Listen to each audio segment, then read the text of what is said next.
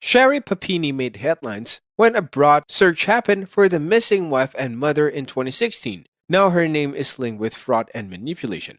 She has also been called a real-life Gone Girl. In today's video, we're going to discuss what happened to Gone Girl in real life. Stay tuned to find out. Papini, who is a Northern Californian woman, was charged last month with falsifying her kidnapping in 2016. She accepted a plea bargain with prosecutors and admitted that she made up the story that provoked a frantic search and global headlines. In a statement released through her defense attorney, William Portanova, Papini said that she is deeply ashamed of herself for her behavior and very sorry for the pain she has caused to her family, her friends, and all the good people who have needlessly suffered because of her story and those who worked so hard to try to help her.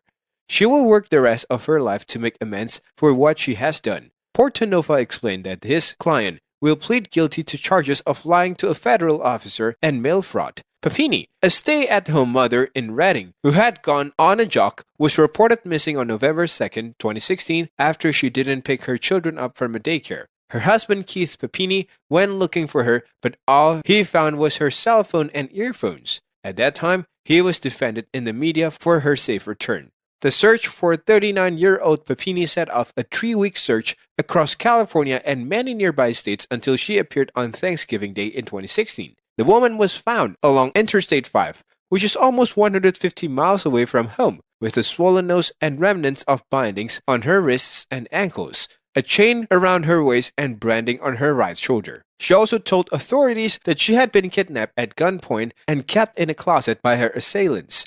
Papini even gave detailed descriptions of 2 Hispanic women, her apparent kidnappers, for the FBI sketch artist.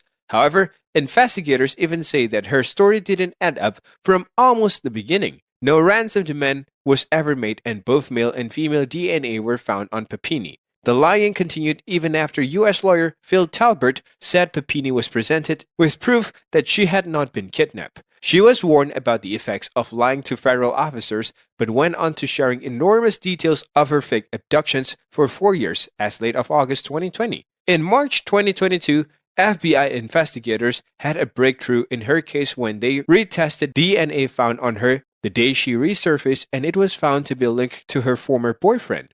If you are liking this content so far, please consider subscribing and liking this video. Now, let's continue. Federal prosecutors claim that she actually was staying with her former boyfriend almost 600 miles away from her home in Southern California's Orange County and injured herself to back up her inaccurate statements. The former boyfriend told investigators that Papini stayed with him during the 3 weeks she was missing.